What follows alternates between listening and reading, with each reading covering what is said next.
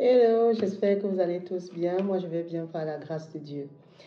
Si c'est la première fois que tu tombes sur cette chaîne YouTube, sache que je suis la douce Florence.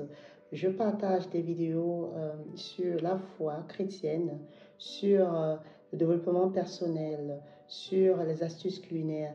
Bref, des sujets divers et variés sont vraiment abordés au sein de cette chaîne. Donc, que vous soyez une femme ou un homme, vous allez très vite vous retrouver au sein de cette chaîne YouTube. Aujourd'hui, on parle de quoi? On parle de l'histoire et la signification du mois de Marie dans la tradition catholique. Vous avez eu il y a 2 jours une vidéo introductive sur le mois de mai. La vidéo d'hier a parlé un peu de la prière que nous avons présentée à Dieu pour pouvoir consacrer notre mois de mai. Et nous avons commencé la neuvaine du Perpétuel Secours également hier. Donc aujourd'hui, c'est un peu l'histoire sur la signification de ce mois de Marie. Alors reste scotché, toi qui regardes cette vidéo. Alors, bien-aimés en Christ, nous allons d'abord commencer par une petite prière pour présenter cette vidéo à l'Esprit Saint afin qu'il puisse nous édifier et que nous puissions sortir de cette vidéo avec quelque chose dans la tête. Esprit Saint, nous t'invoquons tout au long de cette vidéo afin que tu puisses nous ouvrir l'esprit, afin que tu puisses ouvrir notre bouche, afin que tout ce que nous partageons ici puisse être selon la volonté de Dieu et surtout qu'il puisse nous permettre de garder dans notre esprit, dans notre cœur et que cet enseignement produise des fruits dans notre vie et autour de nous. Amen. Rebonjour dans mes bien-aimés. Aujourd'hui, notre vidéo dont on va parler encore une fois de plus du mois de mai. Vous savez, nous sommes en plein mois de consécration de la maman de Marie et c'est vraiment un mois qui est vraiment très particulier pour les catholiques et moi je suis catholique. Généralement, les autres obédiences chrétiennes ne célèbrent pas Marie, mais ils connaissent Marie. Que ce soit les musulmans ou les protestants, Marie est quand même connue comme la mère de Jésus.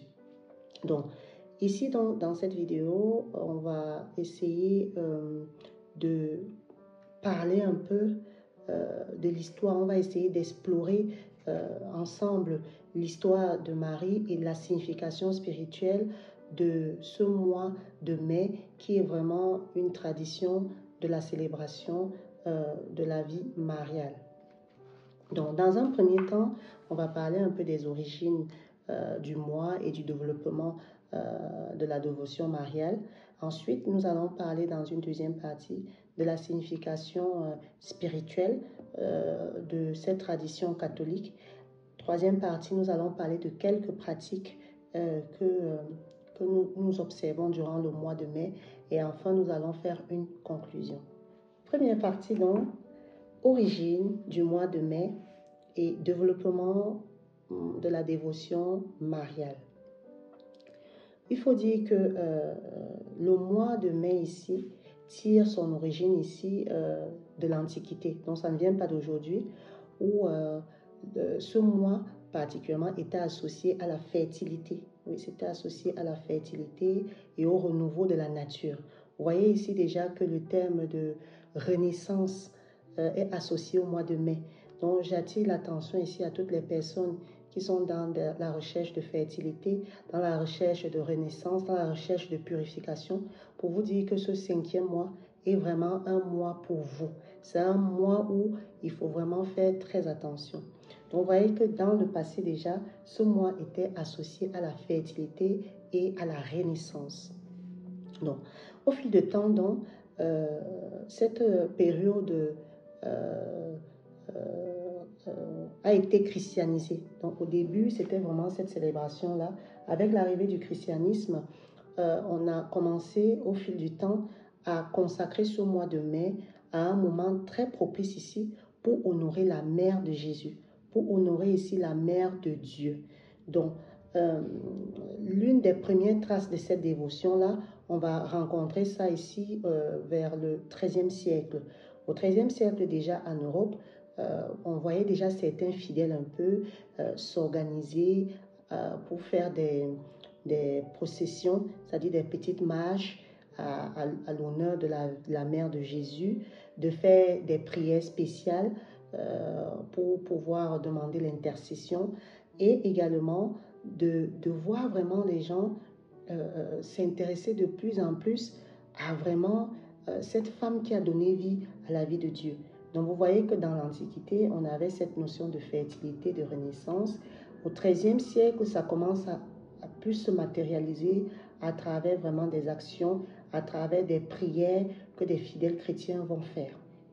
Et depuis ce XIIIe siècle-là, la tradition s'est donc installée au fil du temps en Europe et ça s'est répandu un peu partout comme ça en Amérique, en Asie, en Afrique et c'est devenu une pratique de plus en plus répandue dans l'Église catholique où on prend le temps pour pouvoir se consacrer à ce moment de calme, ce moment d'échange avec la maman de Dieu. Donc voilà un peu ce qu'on peut dire sur l'origine de la dévotion de Marie. Ce qu'il faut retenir ici, c'est que c'était vraiment déjà un mois très très important dans le passé. Signe de fertilité, signe de renaissance. Donc vous voyez que ce mois a quand même une signification très importante et avec le christianisme, c'est devenu un moment où on célèbre la mère de Dieu, la mère de Jésus.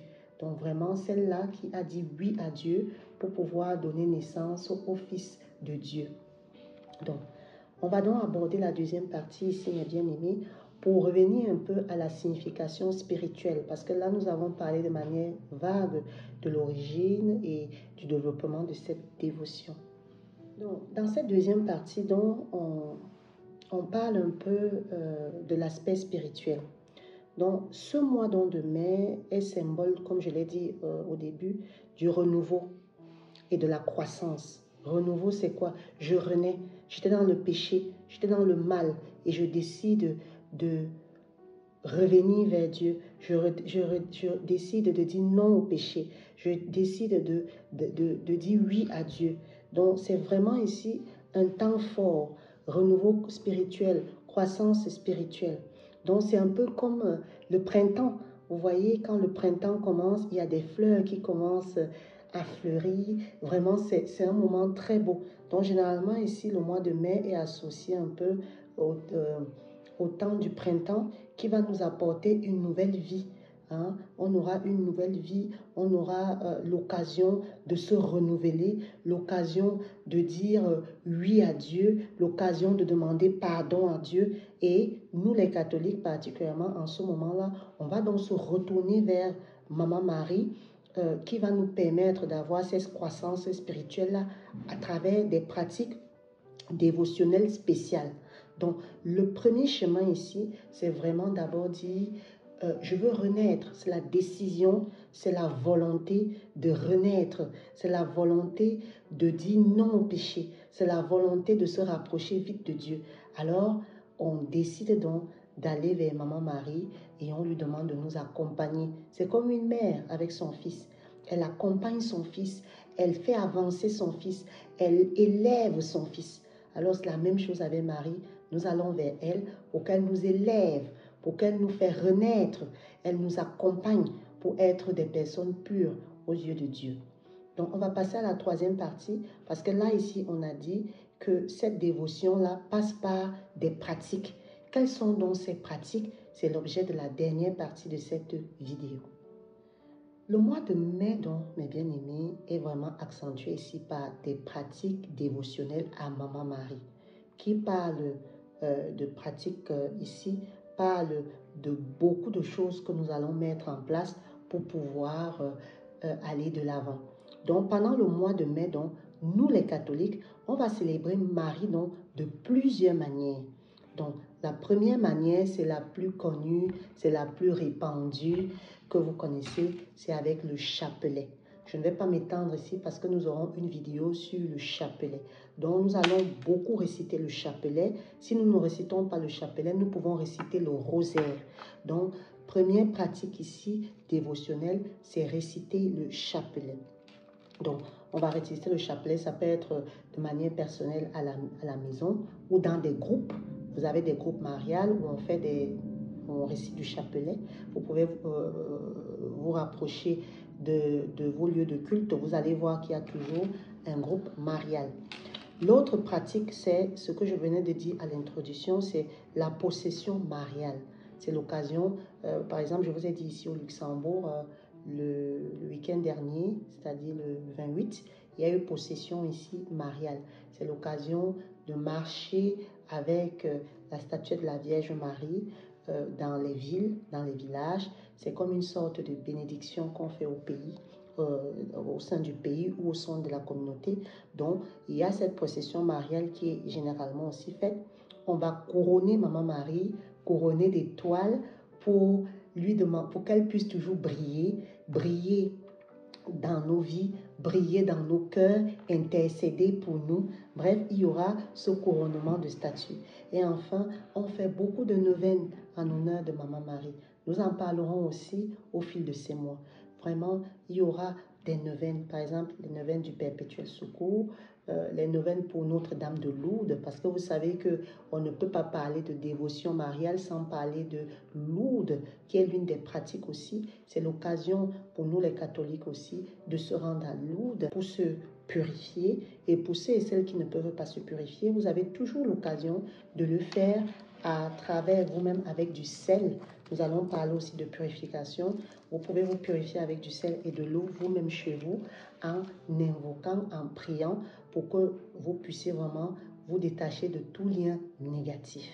Alors, mes bien-aimés en Christ, on arrive à la fin de la vidéo.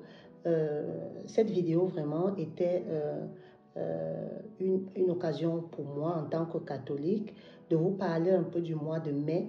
Ce mois de mai qui est un moment très privilégié et approfondi à la dévotion de la Vierge Marie pour se tourner vers Maman Marie avec confiance, avec amour, pour qu'elle puisse nous aider, pour qu'elle puisse nous accompagner, pour qu'elle puisse intercéder pour nous auprès de son Fils Jésus-Christ.